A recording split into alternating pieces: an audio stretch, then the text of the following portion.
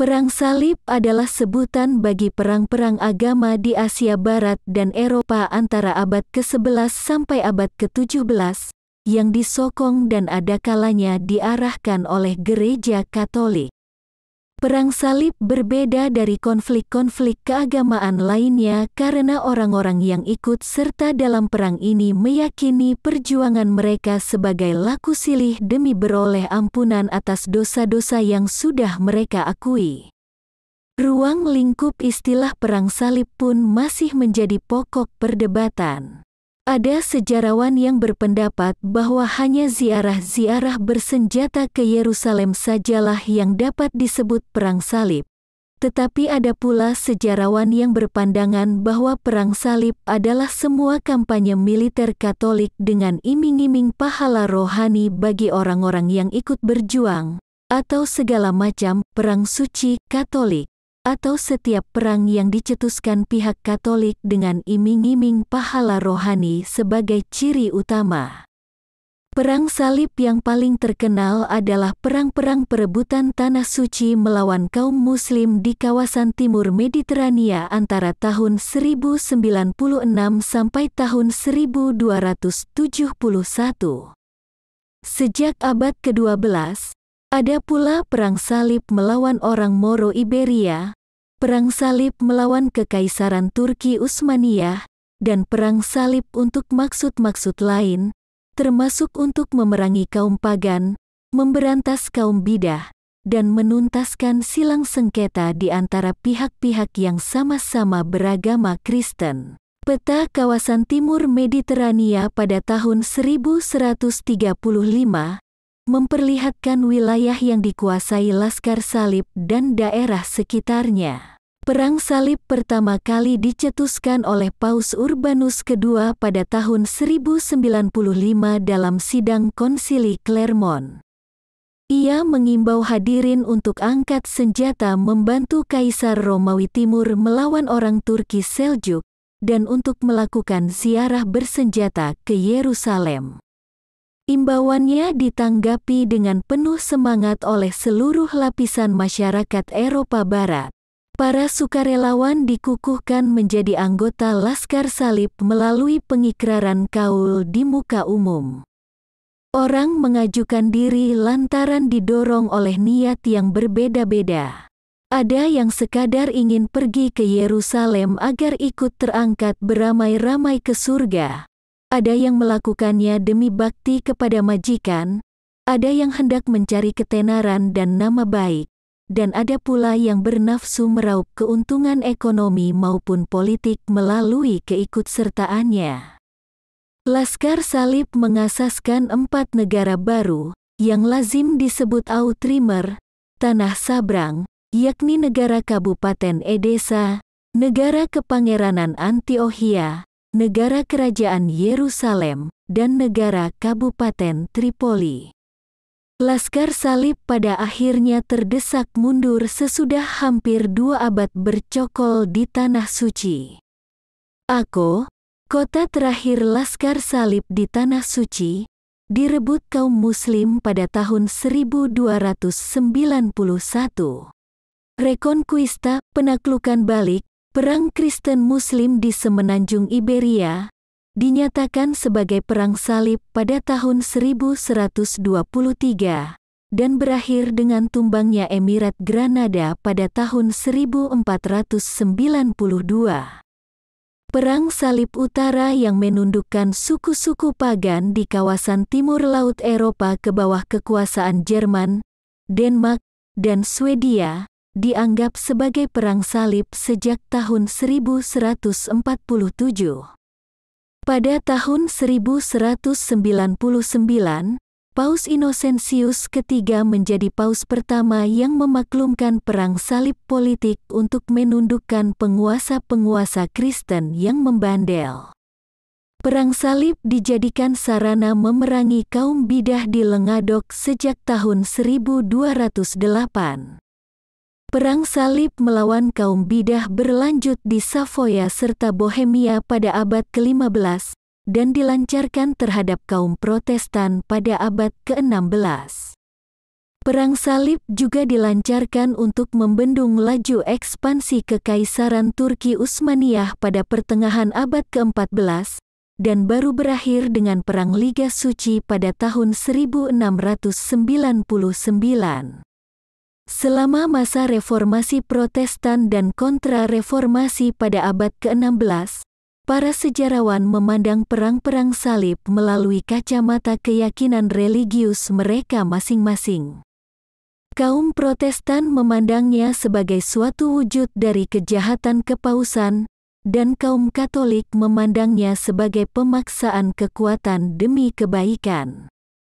Para sejarawan abad pencerahan cenderung melihat abad pertengahan secara umum, dan perang-perang salib tersebut secara khusus, sebagai berbagai upaya dari budaya-budaya barbar yang didorong oleh fanatisme. Saat awal periode romantik pada abad ke-19, pandangan keras putar perang-perang salib dan zamannya telah melunak. Keilmuan di kemudian hari pada abad tersebut menekankan pengkhususan dan detail. Para akademisi abad pencerahan dari abad ke-18 dan para sejarawan barat modern mengungkapkan kemarahan moral atas perilaku para anggota Laskar Salib. Pada tahun 1950-an Stephen Runciman menulis, "Cita-cita yang tinggi ternoda oleh kekejaman dan keserakahan." Perang-perang suci tersebut tidak lebih dari suatu tindakan intoleransi yang lama dalam nama Allah. Abad ke-20 menghasilkan 3 tulisan sejarah yang penting tentang perang-perang salib, oleh Runciman, René Grousset, dan suatu karya dari berbagai penulis yang disunting oleh K.M. Stetton. Selama abad itu, dikembangkan 2 definisi mengenai perang-perang salib, salah satunya mencakup semua upaya yang dipimpin oleh Paus di Asia Barat dan Eropa. Namun sejarawan Thomas Madden menulis, perang salib, yang pertama dan terutama, merupakan suatu perang terhadap kaum Muslim demi membela iman Kristen. Mereka memulainya sebagai suatu akibat dari penaklukan kaum Muslim atas wilayah-wilayah kaum Kristen. Madden menuliskan bahwa tujuan dari Paus Urbanus adalah bahwa umat Kristen dari timur harus terbebas dari kondisi-kondisi yang memalukan dan kejam di bawah kekuasaan Muslim. Setelah jatuhnya Akko pada tahun 1291, dukungan Eropa untuk perang-perang salib terus berlanjut meskipun ada kritikan dari berbagai orang pada zaman tersebut. Misalnya Roger Bacon, yang percaya bahwa perang-perang itu tidak efektif. Mereka yang bertahan hidup, bersama-sama dengan anak-anak mereka, adalah lebih dan lebih lagi disakiti hatinya terhadap iman Kristen. Menurut sejarawan Norman Davies, perang-perang salib bertentangan dengan perdamaian dan gencatan senjata demi Allah yang didukung oleh Paus Urbanus dan memperkuat hubungan antara militerisme, feudalisme, dan dunia Kristen Barat. Pembentukan ordo-ordo religius militer mengejutkan kaum Bizantium Ortodoks, dan Laskar Salib menjarah negara-negara yang mereka lalui dalam perjalanan mereka ke timur. Dengan melanggar sumpah mereka untuk mengembalikan wilayah kepada kaum Bizantium, mereka seringkali mempertahankan wilayah tersebut untuk dimiliki sendiri. Permulaan perang salib rakyat memprakarsai terjadinya suatu pogrom di Rhineland dan pembantaian ribuan orang Yahudi di Eropa Tengah. Selama abad ke-19 akhir, perang salib ini digunakan oleh beberapa sejarawan Yahudi untuk mendukung Zionisme. Perang salib keempat mengakibatkan perampokan atas Konstantinopel, sehingga secara efektif mengakhiri segala kesempatan mendamaikan skisma Timur Barat dan menyebabkan jatuhnya Kekaisaran Bizantium kepada kekuasaan Ottoman. Para sejarawan abad pencerahan mengkritik salah sasarannya perang-perang salib, khususnya perang salib keempat, yang mana menyerang suatu kekuasaan Kristen, Kekaisaran Bizantium, bukannya kekuasaan Islam.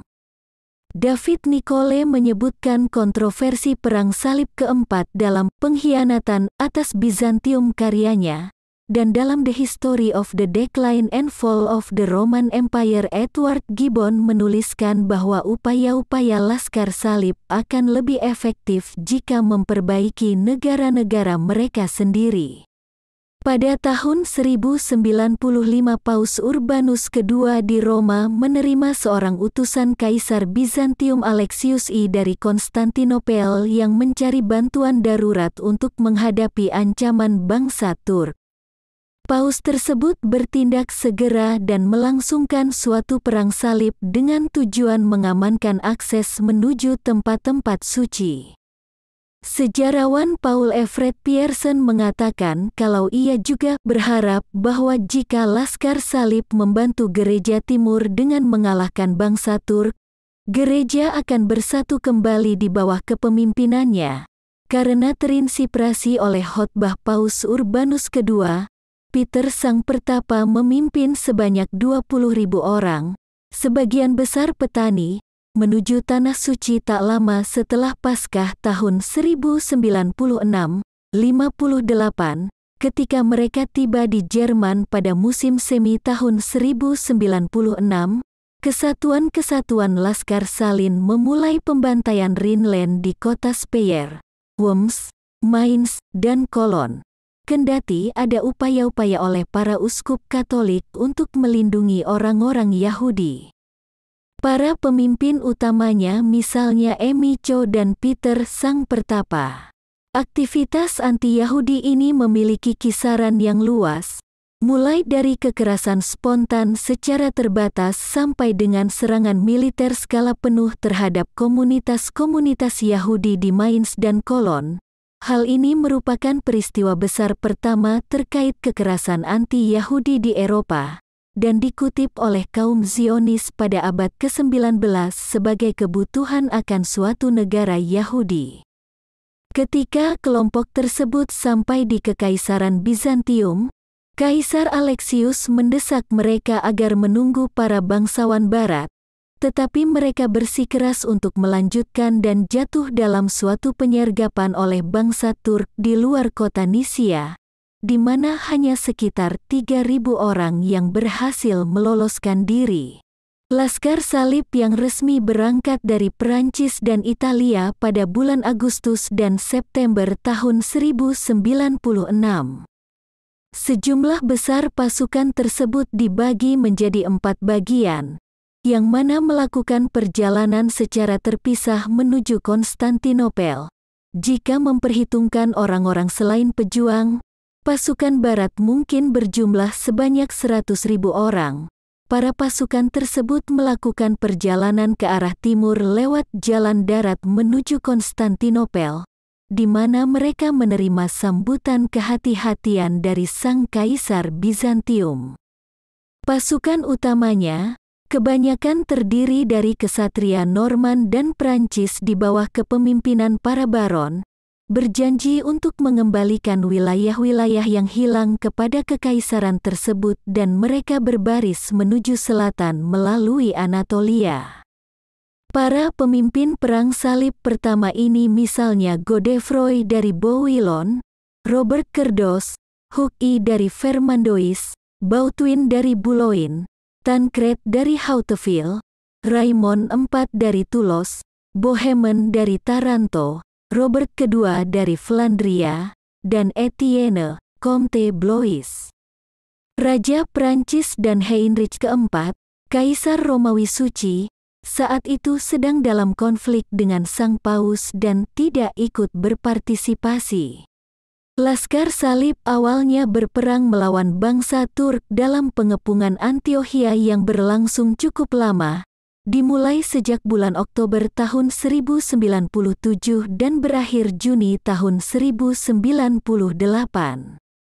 Ketika mereka memasuki Antiokhia, Laskar Salib membantai penduduk Muslim dan menjarah kota tersebut. Namun sejumlah besar pasukan Muslim yang dipimpin oleh Kerboga segera mengepung Laskar Salib, yang saat itu berada di dalam Antiokhia. Bohemen dari Taranto berhasil merapatkan kembali barisan Laskar Salib dan mengalahkan Kerboga pada tanggal 28 Juni. Bohemen dan pasukannya tetap memegang kendali atas kota tersebut, kendati telah berjanji mengembalikannya kepada Alexius. Sebagian besar dari anggota Laskar Salib yang tersisa bergerak menuju selatan, berpindah dari satu kota ke kota lainnya di sepanjang pesisir tersebut, dan akhirnya tiba di Yerusalem pada tanggal 7 Juni tahun 1099 dengan hanya sebagian kecil dari kekuatan mereka yang semula. Kaum Yahudi dan Muslim berjuang bersama-sama untuk mempertahankan Yerusalem dalam menghadapi invasi kaum Franka itu, tetapi Laskar Salib berhasil masuk ke dalam kota tersebut pada tanggal 15 Juli tahun 1099. Mereka mulai melakukan pembantaian penduduk sipil Muslim dan Yahudi, serta menjarah atau menghancurkan masjid-masjid atau kota itu sendiri. Dalam Historia Francorum Cui Ceperun I Jerusalem karyanya, Raymond de Aguilers meninggikan tindakan-tindakan yang mana akan dianggap sebagai kekejaman dari suatu sudut pandang modern. Sebagai akibat dari Perang Salib Pertama, tercipta 4 negara bentukan Laskar Salib yang utama, Edessa, Antiochia, Tripoli, dan Yerusalem. Pada suatu tingkatan populer, Perang Salib Pertama dianggap melepaskan suatu gelombang amarah Katolik yang saleh dan emosional, yang mana diungkapkan dalam pembantaian orang-orang Yahudi yang mengiringi perang-perang salib tersebut dan perlakuan kejam atas kaum Kristen Ortodoks, skismatik, dari timur. Setelah Perang Salib Pertama berlangsung yang kedua, Perang Salib yang kurang berhasil dan disebut Perang Salib 1101, di mana bangsa Turk yang dipimpin oleh Kilij Arslan I mengalahkan Laskar Salib dalam 3 pertempuran terpisah. Pada awal abad ke-12, praktik perang salib dengan skala yang lebih kecil terus berlangsung.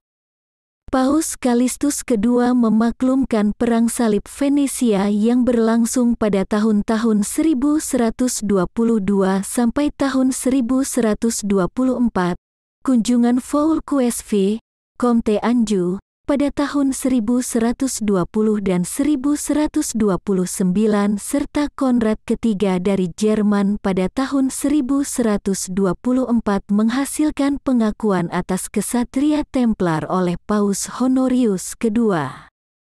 Pemberian indulgensi oleh Paus Innocentius II pada tahun 1135 atas keterlibatan dalam perang salib bagi mereka yang menentang musuh-musuh kepausan dipandang oleh beberapa sejarawan sebagai awal mula perang-perang salib yang bermotif politik. Negara-negara bentukan Laskar Salib pada awalnya aman, tetapi Imad ad-Din Zengi, setelah ditunjuk sebagai gubernur Mosul pada tahun 1127, merebut Aleppo pada tahun 1128 dan Edessa, Urfa, pada tahun 1144. Kekalahan-kekalahan ini menyebabkan Paus Eugenius III menyerukan perang salib lainnya pada tanggal 1 Maret tahun 1145. Perang salib baru ini didukung oleh berbagai pengkhotbah. Yang paling terkenal ialah Bernardus dari Clairvaux. Para pasukan dari Prancis dan Jerman, masing-masing dipimpin oleh Raja Louis VII dan Konrad III, bergerak menuju Yerusalem pada tahun 1147 dan juga melakukan pengepungan atas Damaskus, tetapi gagal memperoleh satupun kemenangan penting. Sementara itu sepasukan Laskar Salib dari Eropa Utara berhenti di Portugal dan bersekutu dengan Raja Portugal, yakni Afonso I, untuk merebut kembali Lisbon dari kaum Muslim pada tahun 1147. Satu detasemen dari Laskar Salib ini membantu Comte Ramon Berenguer IV dari Barcelona untuk menaklukkan kota Tortosa pada tahun berikutnya. Di Tanah Suci, baik Raja Prancis maupun Jerman telah kembali ke negara mereka masing-masing pada tahun 1150 tanpa ada satupun perubahan berarti. Bernardus dari Clairvaux, yang melalui khotbah-khotbahnya mendorong keikutsertaan dalam Perang Salib Kedua, kecewa dengan terjadinya kekerasan dan pembantaian terhadap penduduk Yahudi di Rhineland. Pada tahun 1172 Heinrich Sang Singa, Adipati Sachsen, melakukan suatu peziarahan yang terkadang dianggap sebagai suatu perang salib. 88. Pada saat yang sama, bangsa Sakson dan Den berperang melawan orang Wendi dalam Perang Salib Wendi. Kaum Wendi mengalahkan Den. Sakson tidak memberikan kontribusi yang cukup signifikan dalam perang salib tersebut. 89. Perang-perang salib terus berlanjut, padahal tidak ada bula kepausan resmi yang dikeluarkan untuk memberikan wewenang berlangsungnya perang-perang salib baru. Heinrich memulai kembali upaya untuk menaklukkan kaum Wendi pada tahun 1160, dan mereka dikalahkan olehnya pada tahun 1162. Saladin membangun suatu kesatuan kekuatan oposisi dan memberikan ancaman baru kepada negara-negara Latin. Setelah kemenangannya di pertempuran Hattin, ia dengan mudah mengalahkan Laskar Salib yang tercerai-berai pada tahun 1187 dan merebut kembali Yerusalem pada tanggal 29 September tahun itu. Syarat-syarat perjanjian diatur dan kota itu menyerah. Saladin memasuki kota pada tanggal 2 Oktober. Menurut Benediktus dari Peterborough, Paus Urbanus III meninggal dunia karena kesedihan yang mendalam pada tanggal 19 Oktober tahun 1187 setelah mendengar berita mengenai kekalahan tersebut. Pada tanggal 29 Oktober Paus Gregorius ke-8 mengeluarkan sebuah bula kepausan, Audita Tremendi, yang memaklumkan dilangsungkannya Perang Salib Ketiga. Friedrich I, Kaisar Romawi Suci, Philippe II dari Prancis, dan Richard I dari Inggris berencana untuk merebut Yerusalem kembali dan mereka mengorganisir pasukan masing-masing. Friedrich meninggal dunia dalam perjalanan ke Yerusalem, beberapa pasukannya dapat mencapai Tanah Suci. Dua pasukan lainnya berhasil sampai tetapi dilanda pertengkaran politik. Philippe kembali ke Prancis, meninggalkan sebagian besar pasukannya. Richard menaklukkan Pulau Siprus dari kaum Bizantium pada tahun 1191 karena para korban kapal karam termasuk saudarinya ditawan oleh penguasa pulau itu, Isakius Komnenos. Ia kemudian merebut kembali kota Akko setelah suatu pengepungan yang lama. Laskar Salib melakukan perjalanan ke selatan di sepanjang pantai Mediterania, mengalahkan kaum Muslim di dekat Arsuf, dan merebut kembali kota pelabuhan Yafo. Mereka telah berada di dekat Yerusalem, tetapi kekurangan perbekalan memaksa mereka untuk mengakhiri perang salib ini tanpa merebut Yerusalem. Richard meninggalkannya pada tahun berikutnya setelah menegosiasikan suatu perjanjian dengan Saladin. Ketentuan-ketentuan itu mengizinkan kaum Katolik yang tidak bersenjata untuk berziarah ke Yerusalem dan mengizinkan para pedagang untuk berdagang. Heinrich ke-6, Kaisar Romawi Suci, memprakarsai Perang Salib Jerman pada tahun 1197 untuk memenuhi janji-janji yang dibuat oleh ayahnya, Friedrich.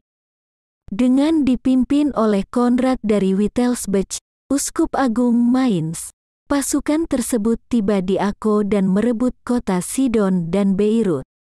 Namun sebagian besar anggota pasukan akhirnya kembali ke Jerman setelah Heinrich meninggal dunia.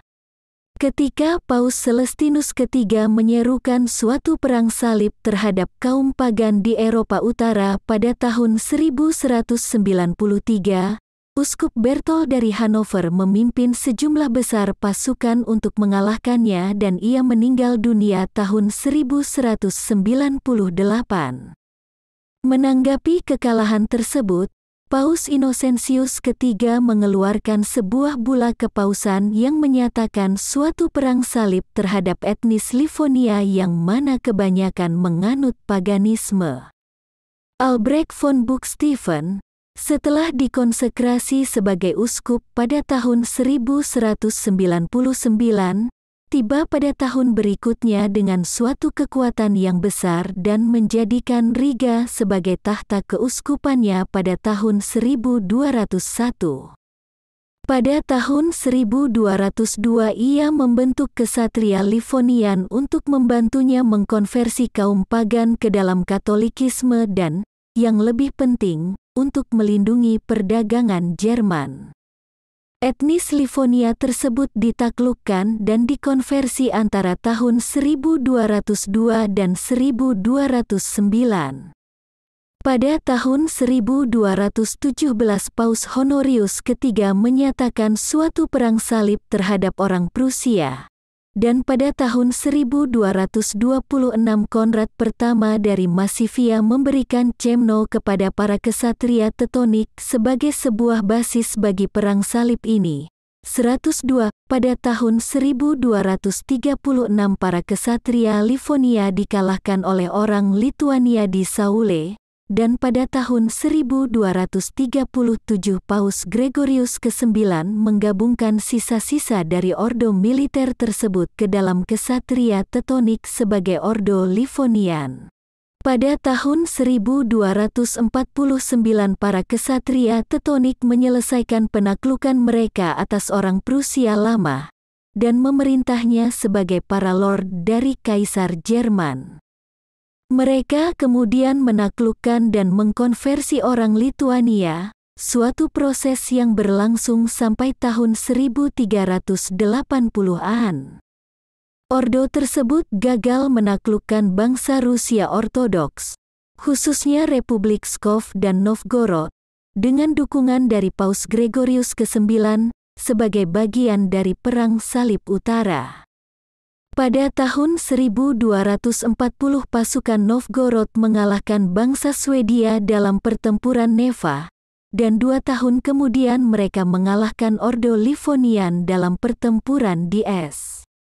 Meskipun Perang Salib Albigensian dilangsungkan pada tahun 1208 untuk mengatasi kaum Katar, Albigens, dari Occitania, Prancis Selatan masa kini, perjuangan panjang selama beberapa dekade menyimpan banyak keinginan dari Prancis Utara untuk memperluas kontrolnya ke selatan sebagaimana dilakukannya dengan memerangi bidah tersebut.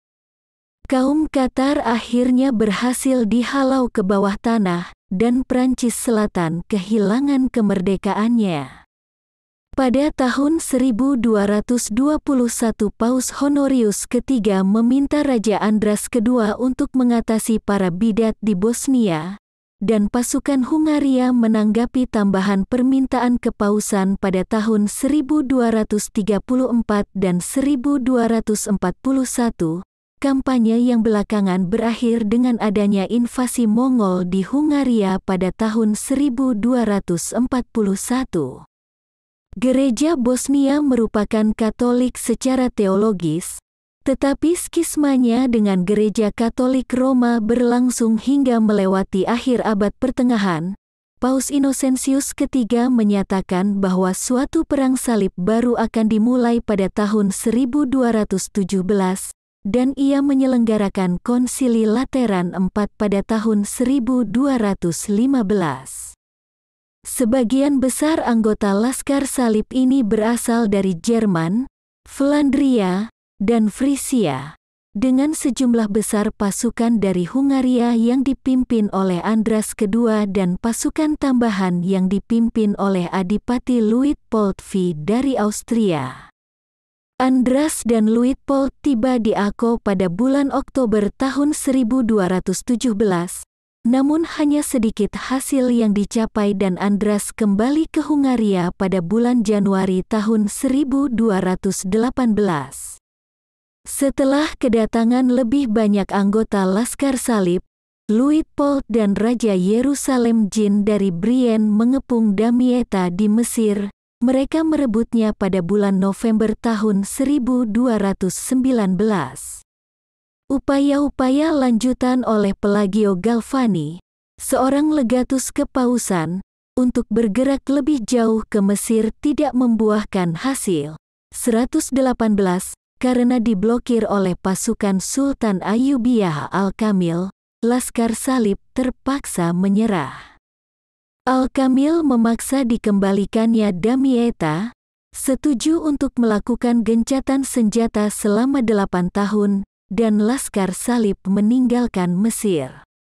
Setelah berulang kali melanggar sumpahnya dalam Perang Salib, Kaisar Friedrich II diekskomunikasi. Ia akhirnya berlayar dari Brindisi, mendarat di Akko pada bulan September tahun 1228 setelah suatu perhentian di Siprus. Friedrich menyepakati suatu perjanjian damai dengan Al-Kamil yang mana memungkinkan kaum Kristen Latin untuk menguasai sebagian besar Yerusalem dan sejalur wilayah dari Akko menuju Yerusalem, dengan kaum Muslim menguasai daerah-daerah suci mereka di Yerusalem. Sebagai imbalannya, Friedrich berjanji untuk melindungi Al-Kamil terhadap semua musuh sekalipun mereka kaum Kristen. Setelah Perang Salib ke-6 berlangsung Perang Salib para Baron, yakni suatu upaya oleh Raja Thibaut pertama dari Navarre pada tahun 1239 dan 1240 yang berawal dari panggilan Paus Gregorius ke-9 pada tahun 1234 untuk kembali berhimpun pada bulan Juli tahun 1239 setelah gencatan senjata berakhir. Selain Thibaut, Peter dari Dreux, Hug IV dari Bourgogne dan bangsawan Prancis lainnya juga berpartisipasi. Mereka tiba di Akko pada bulan September tahun 1239.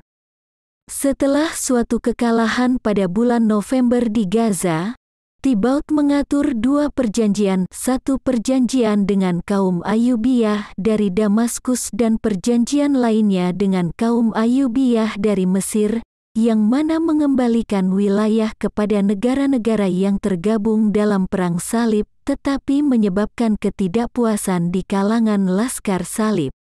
Thibaut kembali ke Eropa pada bulan September tahun 1240. Richard dari Cornwall, adik Raja Henry III dari Inggris, mengambil salib tersebut dan tiba di Akko beberapa minggu kemudian. Setelah menegakkan perjanjiannya Thibaut, Richard meninggalkan Tanah Suci untuk kembali ke Eropa pada bulan Mei tahun 1241. Selama musim panas tahun 1244 pasukan Qaesmia yang dikirim oleh putra Al-Kamil, yaitu As-Salih Ayyub, menyerang dan mengambil alih Yerusalem. Kaum Franka bersekutu dengan Ismail, paman Ayub, dan Al-Mansur Ibrahim, Amir dari Ims. Pasukan gabungan mereka memasuki pertempuran di La Forbi di Gaza. Pasukan Salib dan sekutunya dikalahkan dalam waktu 48 jam oleh pasukan Qaesmia. Raja Louis ke-9 dari Prancis mengorganisir suatu perang salib setelah mengambil salib tersebut pada bulan Desember tahun 1244, memberitakan dan melakukan perekrutan antara tahun 1245 sampai 1248. Pasukan Louis berlayar dari Prancis pada bulan Mei tahun 1249, mendarat di Mesir dekat Damietta pada tanggal 5 Juni tahun 1249. Setelah banjir dari Sungai Nil surut, Pasukan tersebut bergerak ke pedalaman pada bulan November dan pada bulan Februari telah berada di dekat Mansura. Mereka dikalahkan, dan Louis ditangkap saat ia mundur kembali ke Damietta. Ia ditebus dengan harga 800.000 bezan, dan disepakati suatu gencatan senjata selama 10 tahun. Louis pergi ke Suriah, menetap di sana sampai tahun 1254 untuk memperkuat dan memperkokoh kerajaan Yerusalem. Pada tahun 1256 orang Fenisia terusir dari Tirus, menggerakkan terjadinya Perang Santo Sabas atas wilayah di Akko yang diklaim oleh Genoa dan Fenisia. Meskipun orang Fenisia menaklukkan wilayah yang disengketakan itu, dengan menghancurkan benteng pertahanan Santo Sabas, mereka tidak dapat mengusir orang Genoa. Selama blokade 14 bulan, Genoa bersekutu dengan Filipe dari Montfort, John dari Arsuf, dan kesatria Hospitalis, sementara Venesia didukung oleh Comte Yafo dan kesatria Templar. Pada tahun 1261 orang Genoa dapat diusir tetapi Paus Urbanus keempat, karena khawatir atas dampak perang tersebut pada pertahanan terhadap orang Mongol, mengorganisir suatu konsili perdamaian. Konflik tersebut berlanjut pada tahun 1264 ketika orang Genoa mendapat bantuan dari Mikhael VIII Palaiologos, Kaisar Nisia, dan Venesia tidak berhasil dalam usahanya menaklukkan Tirus. Kedua belah pihak menggunakan serdadu Muslim, terutama Turkopol, untuk melawan musuh Kristen mereka, dan orang Genoa menjalin aliansi dengan Sultan Mesir Baibars.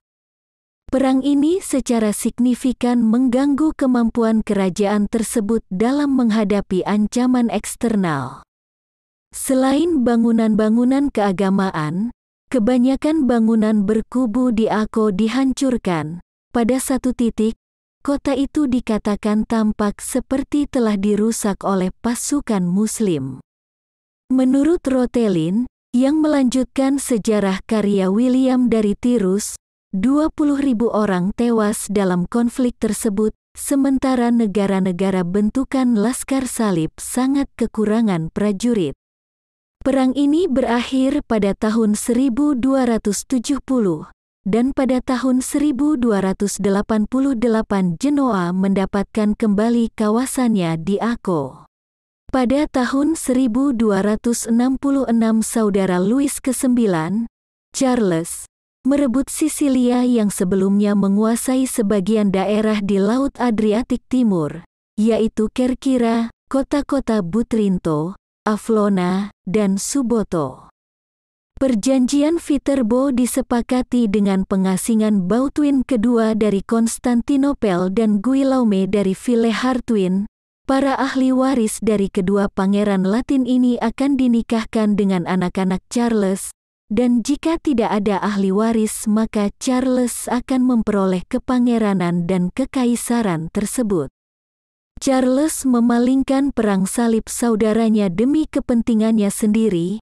Ia membujuk Louis untuk mengarahkan yang disebut Perang Salib ke-8 itu untuk melawan vasal yang memberontak dari Charles, yakni Tunis.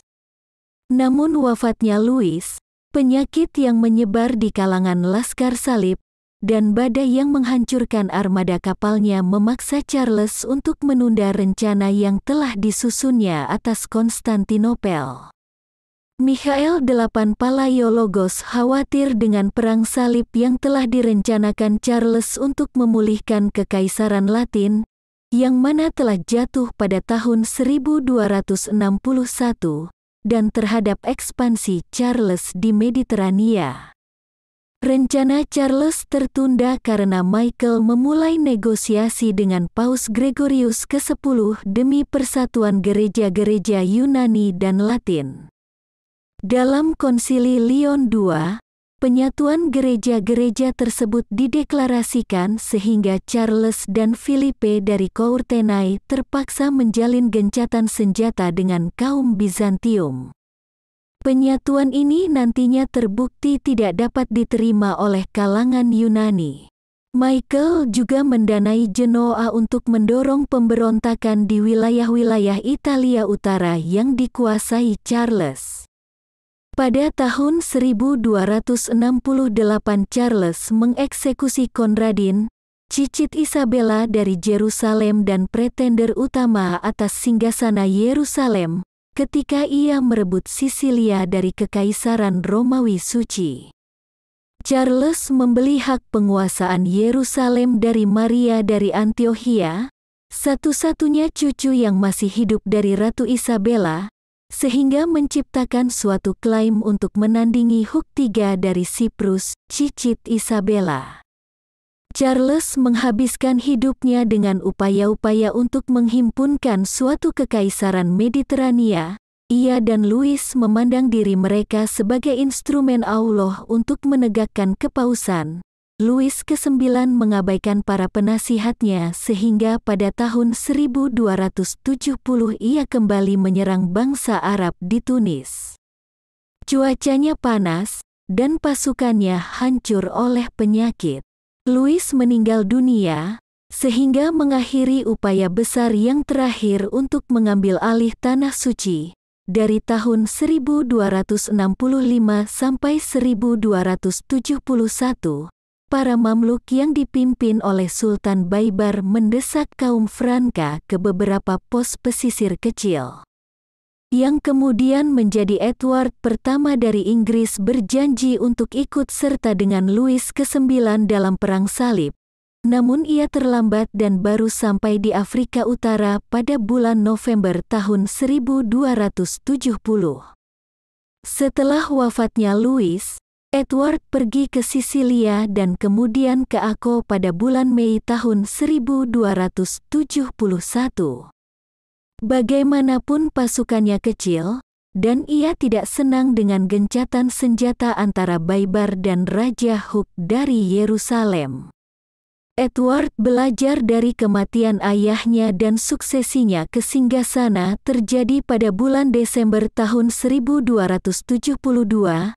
Tetapi ia tidak kembali ke Inggris hingga tahun 1274, walau ia meraih sedikit pencapaian di Tanah Suci.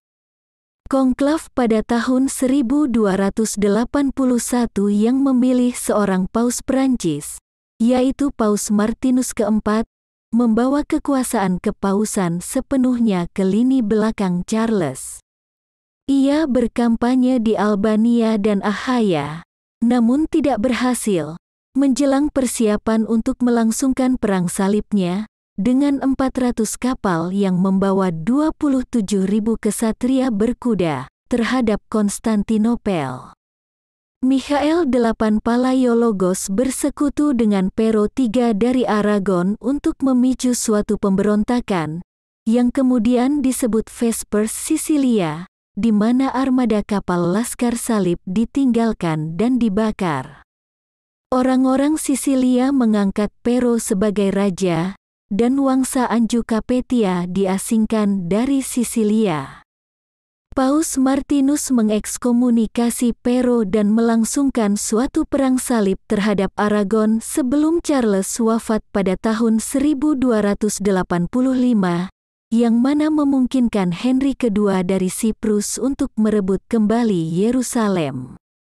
Salah satu faktor kemunduran Laskar Salib adalah perpecahan dan konflik seputar kepentingan kaum Kristen Latin di kawasan timur Mediterania. Paus Martinus dipandang membahayakan kepausan dengan mendukung Charles dari Anjou, dengan ceroboh melangsungkan perang-perang salib sekuler terhadap Sisilia dan Aragon sehingga menodai gemerlap spiritualnya. Jatuhnya otoritas moral kepausan dan bangkitnya nasionalisme membunyikan lonceng kematian bagi praktik perang salib, yang akhirnya mengarah pada kepausan Avignon dan skisma barat. Perang salib Aragon dinyatakan oleh Paus Martinus terhadap Pero III pada tahun 1284 dan 1285, di mana Pero mendukung pasukan anti-Angevin dari Anjou di Sisilia setelah Vespers Sisilia, dan Paus Martinus mendukung Charles dari Anjou. Paus Bonifacius ke-8 menyatakan suatu perang salib terhadap Federico III dari Sisilia, putra bungsu Pero, pada tahun 1298, namun ia tidak mampu menghalangi pengakuan dan pemahkotaan Federico se. Tanah daratan negara-negara bentukan Laskar Salib dari Outremer tersebut lenyap dengan jatuhnya Tripoli pada tahun 1289 dan Akko pada tahun 1291. Kebanyakan kaum Kristen Latin yang tersisa pergi ke berbagai tempat tujuan dalam Frankokratia, pemerintahan Franka, dibunuh atau diperbudak. Upaya-upaya praktik perang salib kecil masih ada pada abad ke-14. Pierre I dari Siprus merebut dan menjarah Alexandria pada tahun 1365 dalam peristiwa yang dikenal sebagai Perang Salib Alexandria. Namun motivasinya lebih kepada kepentingan ekonomi daripada religius. Louis II memimpin Perang Salib Mahdiyah untuk melawan bajak laut Muslim di Afrika Utara. Setelah pengepungan selama 10 minggu, Laskar Salib menyepakati gencatan senjata selama 10 tahun.